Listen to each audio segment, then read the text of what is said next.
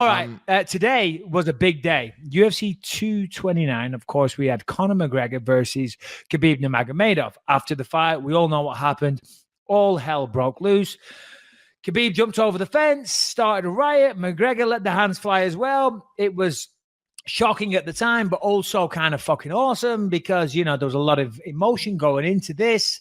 Of course, we didn't know what was going to happen. Of course, punishments were going to be dealt down.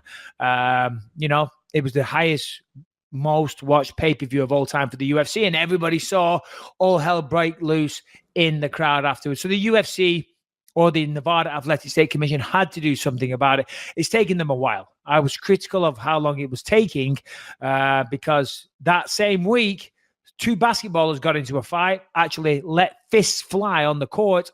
The same night, the sentence was handed down. They had a small fine, a small suspension, and that was that. For some reason, it's taken till now, which is what is it?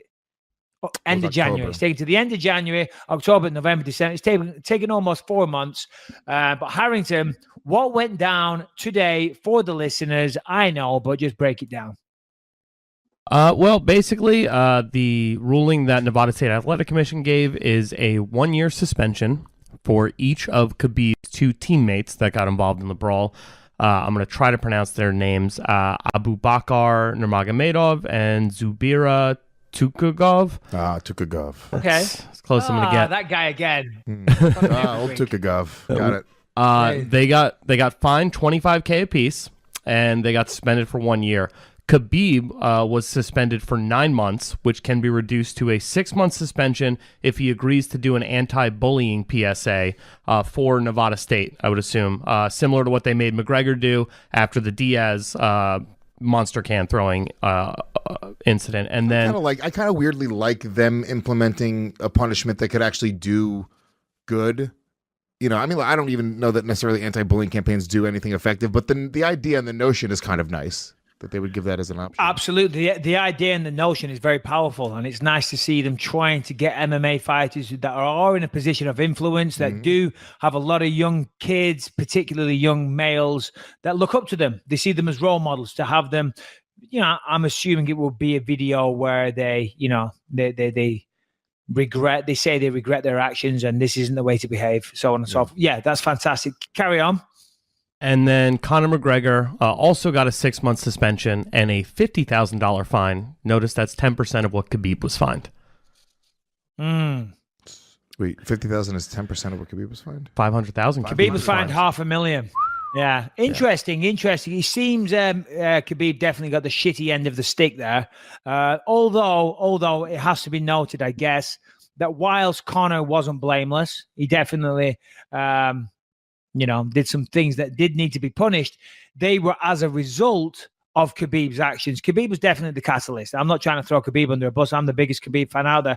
I love how he's handled himself. I love what he's done since that fight. He's done a lot of good, digging the wells in Nigeria, all the rest of it.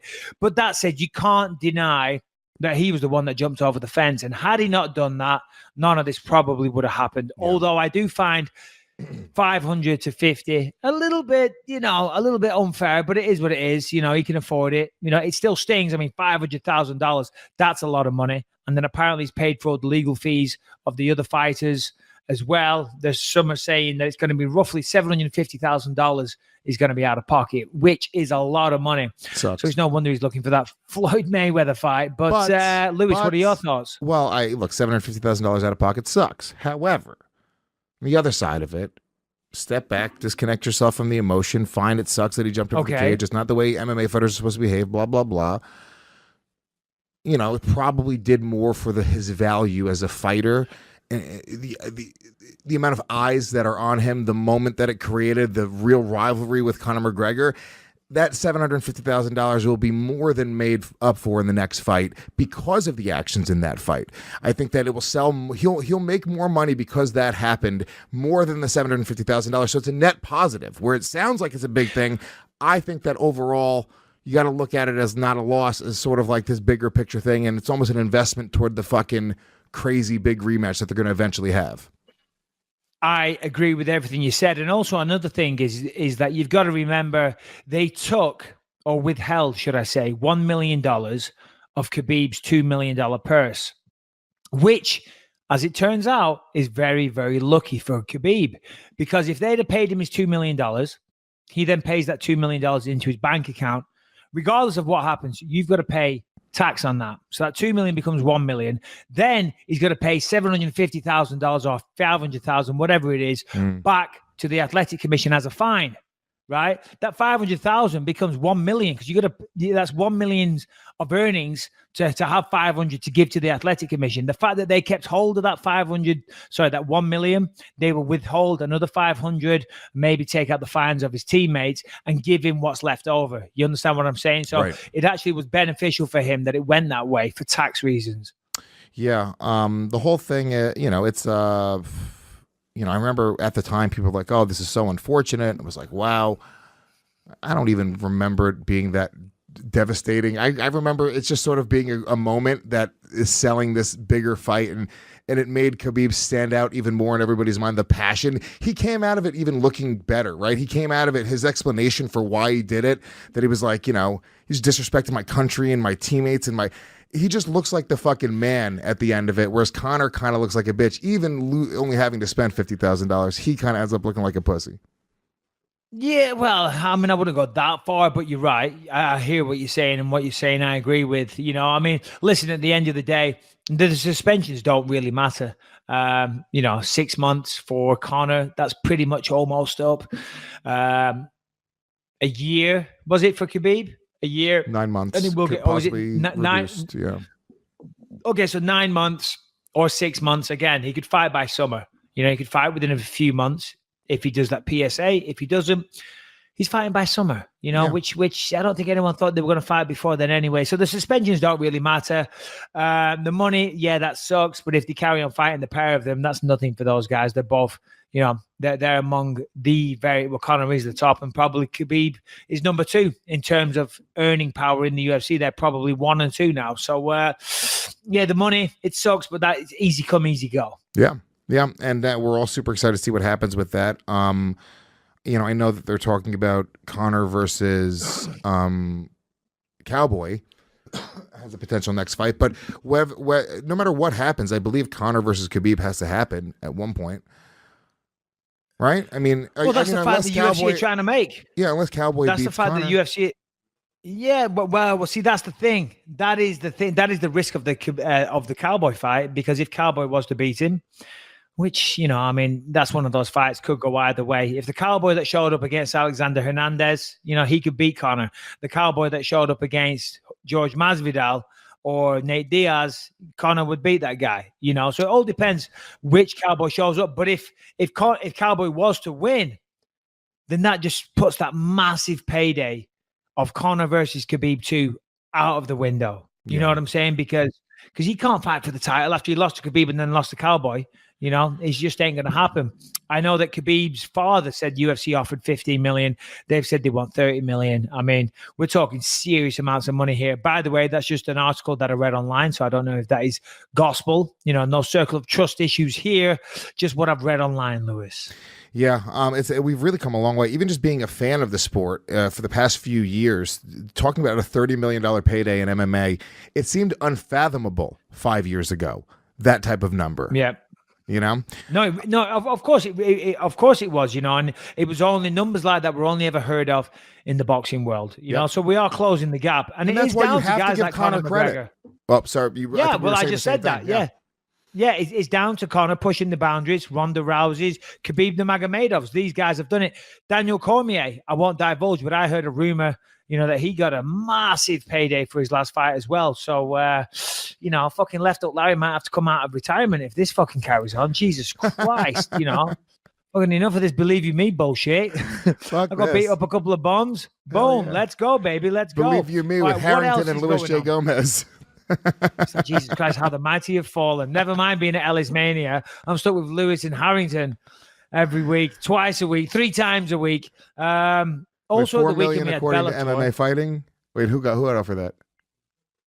DC got offered. Cormier got offered $4 million to fight Derek Lewis on just a few weeks' notice. Yeah, that's huge. Not bad. Yeah, I don't know what number Mike heard, but that's the one that all the MMA sites have been reporting. So I figured I'd throw that out there. Yeah, it's pretty. That's the number I had in my head. That's the number that I read online also, but it's not bad. Take someone down and tap them out in one round. I mean, the thing is, he's putting his belt on the line, so it has to be a large number for him to risk that at short notice. That all makes sense. But yeah, God bless him. Well done to him for sure. Happy to see it. What's going on with also Jon Jones? Isn't he having a hearing right now with NSAC? Yeah, it's just a long line of doctors coming in saying, yeah, he might be clean. Like, maybe. It's possible. So Harrington, are you keeping one eye on that whilst we do the show? I have been listening to the constant stream of doctors over and over, and they just keep saying the same thing about a pulsing effect. So yeah, I am keeping an eye on it. Is there any doctor that said any contradictory evidence? Anybody that said, hold on a minute, I disagree? Nothing too concrete right now, but I believe at one point, I'm looking for the exact quote. I'm just reading the Twitter feed here. It looks like his lawyer actually copped to Jones using steroids. So I wanna for sure get that exact quote here. Yeah. But that's what people are saying. So okay, so definitely figure out what that was, because that would be hilarious. Lawyers. There's some good lawyers out there. There's some bad lawyers. Okay, and also I can't necessarily. I had a little experience last week. Okay, I was at a thing, shall we say? There's some good lawyers and there's some bad lawyers. We'll just leave it there. So we don't know whether this lawyer is good or bad. Maybe he's telling the truth. Maybe he's lying. Maybe wrong for John. Maybe right. Harrington, figure out what that is. Come back to us when you figure it out, Lewis. I mean, look. Here's I sort of have a belief in the justice system, right? And I don't know, is the California State or the Nevada State Athletic Commission, I mean, is it a real court of law? Is that the way they're looked at? Is it sort of like when you're doing a hearing there, is it sort of the same way we would look at like criminal court? Is it actually that official? I don't know.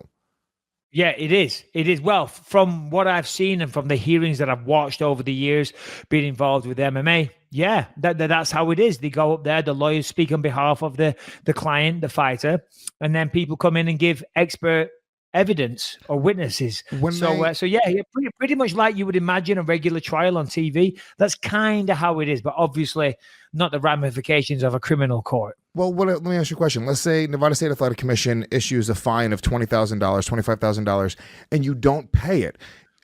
Legally, I mean, do you have to pay it, or you just won't get relicensed? Will it go to like, you're actually in breach of some sort of law now, and you can get arrested and a warrant issued for your arrest for not paying this fine, or are you just not licensed to fight? Because that's sort of the way that I'm looking at this, and sort of like, and I'll tell you what I'm getting at. If there are doctors coming in and saying that there's a chance that Jon Jones is innocent and that he is not actually cheating, and this is just a pulsing effect, and there's reasonable doubt to believe that, that's reasonable doubt. If there's a bunch of doctors that are saying that, I can't say 100% convict this guy based off of that. If this was a criminal trial, I would say that's enough reasonable doubt for me to go, you know what? I don't think that I'm not 100% positive, so I don't want to convict somebody if I'm not 100% positive. So that's kind of what I'm getting at with it. Sure. Yeah, no, absolutely. And to be honest, I'm not sure of the exact answer to that. I do know that, unfortunately, I have a little experience in this in civil lawsuits where somebody's suing you for money and you have a judgment made against you. Let's say a judge says in a civil court, I have to give Lewis $10,000 or $100,000, whatever it is. It's not illegal for me to not pay that because it's not a criminal court that made the judgment. But if I don't pay it, then I will be summoned back to court to explain why I haven't paid it. And then if you don't go back to court to explain why you haven't paid it, I will be found in contempt of court, which is a criminal offense. So maybe it's something similar like that. I'm not sure. I don't know. And even that, what I said about the civil lawsuit system, I might have my facts a little bit incorrect, but I'm pretty close. I know I'm pretty close. So yeah. When you sign off your license, you're probably signing on saying that if you break any laws and they give you, or break any rules and they give you a fine, that you're signing a contract stating that you have to pay those fines. So I'm assuming it's a civil thing, that they would have to sue you for that money, but it is kind of a weird thing. I don't know. I'm just kind of thinking out loud. So hold on. When you do when you apply for your license for a commission from a commission, whether it's Vegas, New York, Nevada, wherever. I've never studied it because I want to be licensed in that state and I want to fight. So I just signed away the paperwork, but I guarantee that there's language in that contract when you sign that paperwork for that license that says you are beholding to the judgment of the Athletic Commission. And if you don't pay it, then they will sue you for that money. And then they will be successful. And then you would have to pay the fine, your legal fees, and their legal fees. So realistically, if you don't pay it, you're just fucking yourself in the ass because eventually you're gonna be forced to pay way more money than what it could have been. And at the end of the day, Vegas is the fight capital of the world. It really is. And you want to fight in Las Vegas. That's where all the big fight happen. Maybe Madison Square Garden as well. They could fight there. And generally, a lot of the commissions, they work together.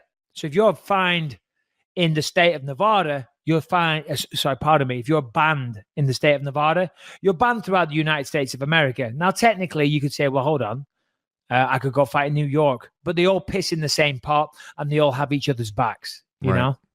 Yeah, we've seen that happen. Didn't Vanderlei get suspended and he came back somehow and fought in a different state? Under Bellator, I believe that happened. There was some weird shit there. Anyway. Well, what people like to do as well is, they get suspended in the US and then they go fight in Japan, because they're not banned from fighting in Japan. But then what happens is they say, listen, you're just flaunting the rules and they'll never issue you a license again. So again, now I don't know what the legalities of that is, but I seem to recall Dana White saying that once upon a time. I could be mistaken, but yeah, there you go. All right, well, let's say if you hear anything on the Jon Jones Harrington, let us know. Keep us posted. Breaking news, guys, and believe you me, I mean, there's a reason why we chose to do this on the Tuesday, right, Lewis? We want our fingers on the pulse. We don't want outdated news tomorrow. We want to let the listeners know you're hearing it here. You're hearing it first. This is where it all goes down. Fingers on the pulse, nose to the grindstone. We know what's up. Yes, we are. Okay. Good talk. It wasn't because Bisping had his fucking surgery yesterday. We had to move it a day. Whoa. Hold on, Lewis. Whoa. What is that? It's the shame bell. And you know what? This time it isn't for you, Lewis. It's for the people listening. Yeah, that's right. Do you use body spray? Are you older than 16? Do you smell? Do you stink? Well, if the answer is yes, then this is for you. The Dude Bro body sprays are okay if your mom still drops you off at school every morning. But if you're a grown man, you've got to do better. Well, luckily for you, there's Fulton and Rourke. They're a men's fragrance and grooming company that have created and perfected solid cologne. I love it. Correct. You like solid. Oh, tell them about it, Lewis. Well, I have, it's like a little wax cologne. It's really classy. It comes in a little flip like metal case that's incredible, and it's a wax. You just rub it right on your neck, your wrist, whatever you want to do. It smells incredible. It's not like colognes. For some reason, they smell like perfume to me. They make they give me a nasty taste in my mouth. These have really amazing fragrances, very manly fragrances. My girlfriend, literally, when she smells my neck when I'm wearing them, all she can do, her natural reaction is just kiss my neck. She can't keep her hands off of me, okay? They have a whole line of award-winning grooming products, not only just colognes, but from bar soap to face lotion, face wash, everything. It's a pretty incredible company, really classy company. I'll tell you right now, try the colognes. It'll change your perspective on cologne because I never wore cologne in my entire life, and this is my new thing. Absolutely. See, the thing is with cologne, and I think I can speak for everybody. Have you ever sprayed cologne on you and then you walk into an elevator and everybody in the elevator, they're overpowered. They're like, fucking this dude has got way too much aftershave on, way too much cologne. You don't have that with the Fulton and Rourke. You don't have that at all. You rub a little bit on and it's subtle. It's nice. It's fragrant. It's a lovely, refreshing twist on the old-fashioned cologne. So if you want to get involved, and as Lewis said, and the great variety of men's grooming products which they have, then of course we have a killer deal for you, Lewis. And that is FultonandRourke.com. That's FultonandRourke.com, ROARK.com, and use the promo code BYM at checkout. You're going to save 15% off your entire purchase. This is a great deal. 15% off this. We love it. Go do it right now. FultonandRourke.com, promo code BYM. All right. Never hear this.